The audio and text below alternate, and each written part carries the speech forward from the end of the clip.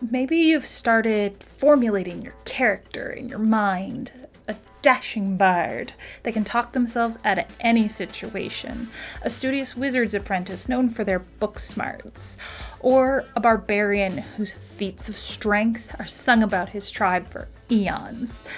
It's a great first step toward role-playing to have this vision in your head, but it begs the question, how do you translate what's up here to the crunchier sides of the game? Let's elaborate on that.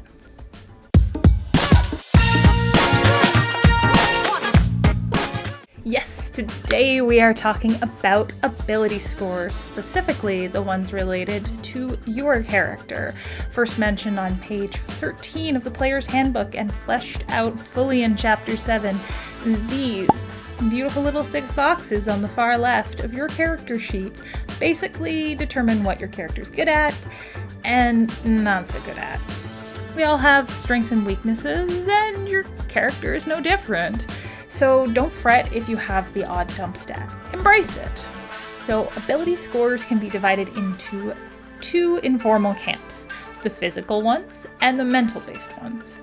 So the physical traits are strength, dexterity, and constitution, while the mental traits are intelligence, wisdom, and charisma. Each one of these will impact some of the 18 skills that you will be using throughout the game. But let's go through them one by one so you can get to know them a little bit better.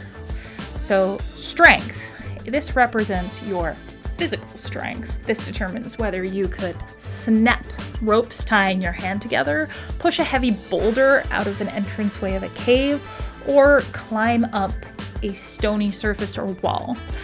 That impacts the skill of athletics, and it's also used notably in melee attacks. Dexterity represents your finer motor skills, your balance and agility.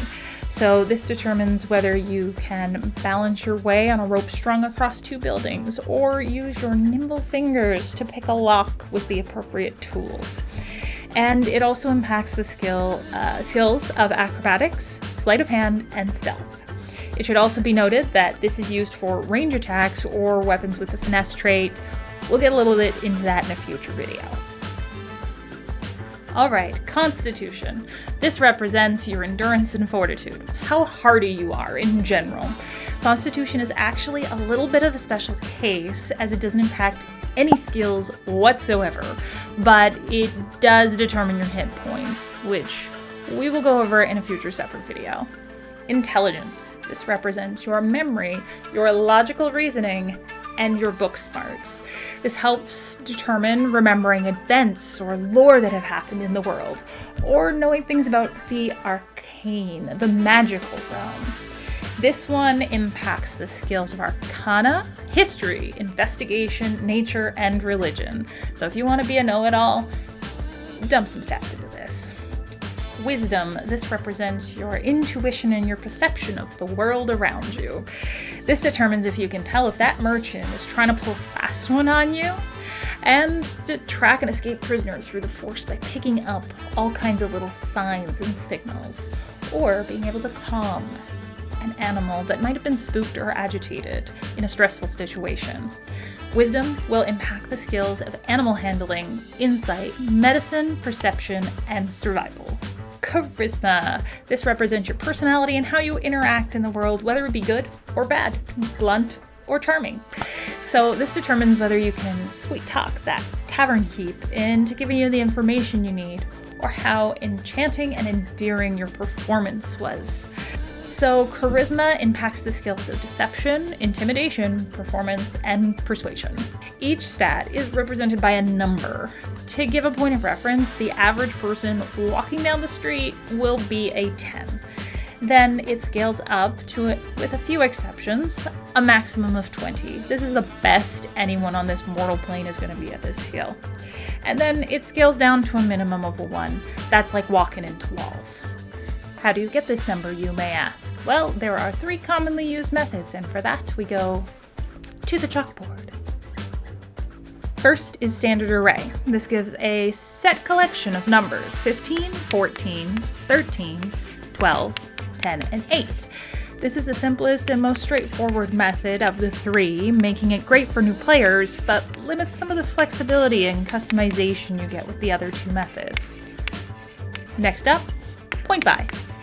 Point buy, you can think of this as buying your stats. Every score starts at an 8 and you are given 27 points to purchase increases at the listed cost on the table.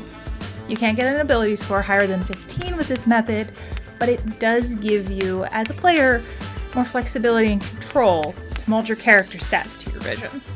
Finally, the most commonly used one, rolling for stats or rolled stats. So with this, you're going to roll 4d6s and remove the lowest number. You didn't need that slacker anyway, believe me. And add the rest together. Voila! The total is the stat number. Rinse, lather, repeat 5 more times and you'll have enough for all of your stats. This can be a little bit swingier than the other ones, but it can give you some great results for the good or the bad to lean into for roleplay. Now you get to assign which of these numbers go to which ability scores to build your character. And remember, and keep in mind, that there's a maximum of 20, and depending on the race you choose and the optional rules that the DM allows, you may get a +1 or +2 bump to some of the ability scores. So now you know what ability scores are, what they represent, and the skills they are connected to. But how does that translate to all the dice rolling fun? Glad you asked, and welcome to the wonderful world of modifiers. You may have noticed in the ability score box, there's that teeny tiny little box at the bottom. This is for your modifier. This number will be connected to it via the table here, and it can impact your rolls, giving you an edge at something you're good at, or holding you back on things you're not so skilled at. This is going to be compared to what's known as a difficulty check. So if you're higher than the difficulty check, you succeed, yay! If you don't, well, you get the idea. Say you are playing a sneaky rogue, wanting to sneak past the guards that are on patrol near a gate, and you roll a stealth check. You get a 14, not bad, that's actually a pretty solid roll. This is one of your strongest ability scores though, so with an 18, which means you have a modifier of +4, bringing your total up to an 18. The difficulty check was a 15, so you sneak into the castle with the guards being none the wiser. There are other bonuses and things that can be added to a roll that impact it, like proficiency and advantage or disadvantage, but we're gonna stop there for today and cover those in future videos.